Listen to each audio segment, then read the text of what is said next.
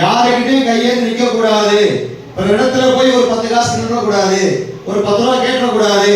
கண்ணியமான ஆடை, கண்ணியமான வீடு, கண்ணியமான வண்டிகள், வாகனங்கள், ஆடைகள், நல்ல ஒரு சமுதாயத்தில் சிறந்த ஒரு நிலைக்கு வரணும் அப்படின்னா அல்லாஹ் சொல்றான், நீங்க தக்வாவுடைய வாழ்க்கையை வளர்த்து வாங்குங்கிறான்.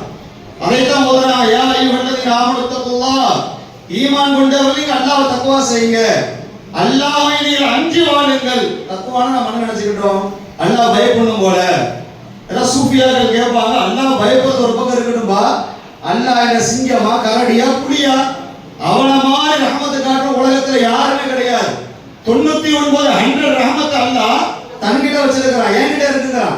ஒரே ஒரு ரஹமத்தை நீங்க பார்க்கணும் அப்படின்னா, தாய் தன்னுடைய பிள்ளைங்கிறது கண்ணை காட்டுதுல, அதெல்லாம் ஒரே ஒரு ரஹமத்துங்கிறான். அப்ப 99 ரஹமத்தை வச்சிருக்காங்கிறான், 100 ரஹமத்தை வச்சிருக்காங்கிறான். அப்படிப்பட்ட ரப்பல் ஆலமீன் அல்லாஹ்வை பார்த்து ஏன் பயப்படணும்? அவன் அழகு ஒரு ஆங்கினா இருக்கிறானே, அவன மாதிரி யாரும் கருணை காட்ட முடியாது. அப்படிப்பட்ட கருணையாளரை குறித்து தக்குவா தக்குவா குர்ஆனே ஹதீஸ்லயும் நமக்கு சொல்லப்பட்ட விஷயம் அல்லாஹ் அஞ்சிக்கிறங்க. சூஃபியாக்கள் தக்குவாவுக்கு விளக்கம் சொல்றாங்க. ரேடியஸ் பெருமக்கள், தக்குவானா என்ன தெரியுமா? அல்லாஹ் சொன்னதை செய்யறது, அல்லாஹ் எதை செய்ய வேணாம்னு சொன்னானோ அதை விடுவது. இதற்கு பேர் தக்குவா.